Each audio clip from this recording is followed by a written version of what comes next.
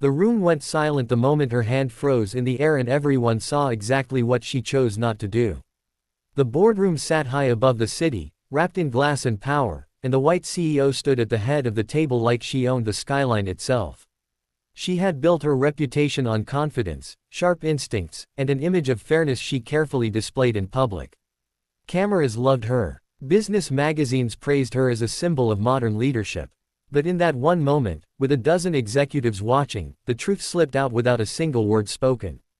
The black investor stood calmly across from her, his hand extended, his posture relaxed, his expression steady. He was dressed simply, not flashy, not loud. His presence carried quiet authority, the kind that did not need to announce itself. He had just been introduced as a potential partner, someone whose investment could shape the company's future.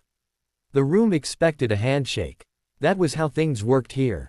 She looked at his hand. Then she smiled tightly, nodded once, and turned away to adjust her papers instead. The moment passed in seconds, but the damage settled into the air like smoke. Some executives shifted in their chairs. Others stared at their laptops, pretending nothing had happened. A few exchanged quick glances, the kind people make when they know something is wrong but choose comfort over courage. The investor slowly lowered his hand. He did not react. He did not complain. He did not leave. He simply took his seat and listened as the meeting continued as if nothing had happened. But something had happened. Something irreversible. The CEO went on with her presentation, her voice smooth, her numbers impressive. She spoke about growth, values, and inclusion, using words she had practiced many times before. She never once looked in his direction. In her mind, she had already decided who mattered in that room and who did not.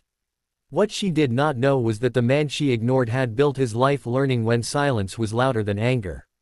The meeting ended without commitment. She felt satisfied. Another investor impressed but not essential, she thought. Another door closed on her terms. She walked out confident, unaware that the ground beneath her success had just begun to crack. The investor left the building alone, stepping into the sunlight with calm steps. No one followed him. No assistant rushed after him. No apology came. He got into his car and sat quietly for a moment before starting the engine.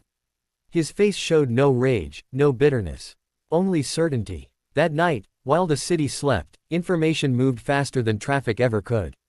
Across financial circles, private networks, and quiet phone calls, a name began to surface.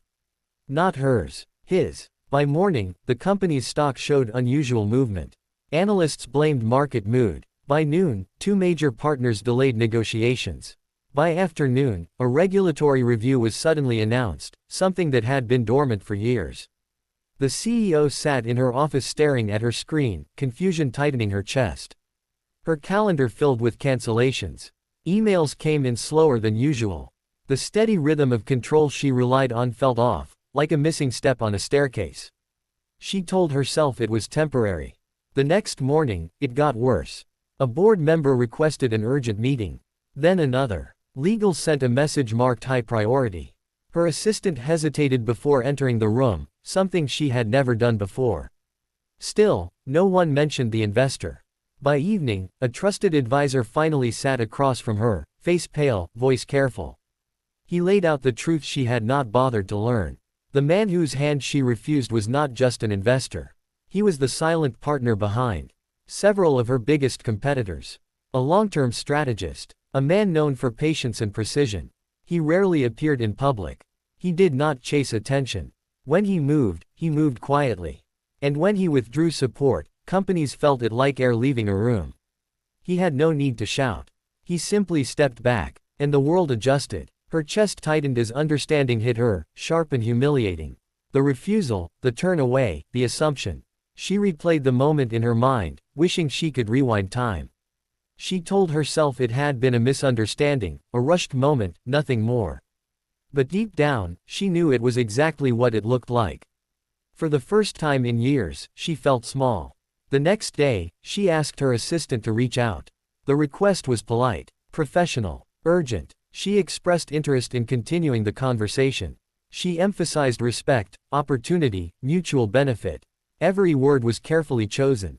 No response came. Hours passed. Then the entire day. Her confidence began to unravel. She tried again, this time through a board contact. Then through a mutual financial firm. Then through a foundation connected to his name. Each message carried the same tone of importance. Each one returned with silence. By evening, the woman who once commanded rooms without effort sat alone, staring at the city she thought she controlled. For the first time, power was not answering her call. She began to feel something unfamiliar.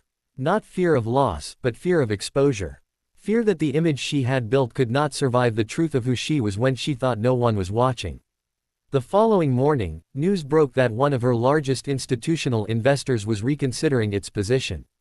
The story was vague, but the damage was clear. Confidence was leaking. Markets were reacting. She canceled all meetings and focused on one goal. Getting that meeting. Her assistant finally received a response late that afternoon. A short message. A single sentence. He would consider a meeting the following day.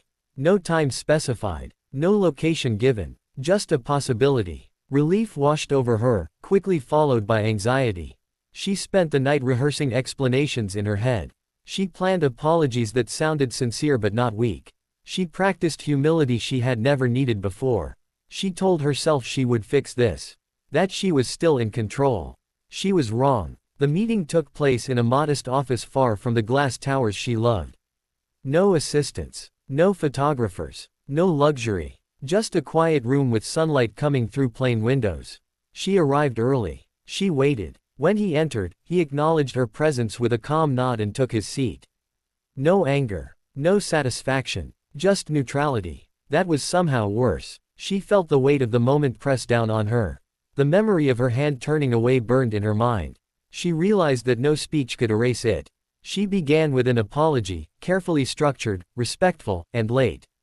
He listened without expression. Then he spoke, not with accusation, but with clarity. He explained that he had spent his life learning how power really worked. That it was not loud. That it did not beg.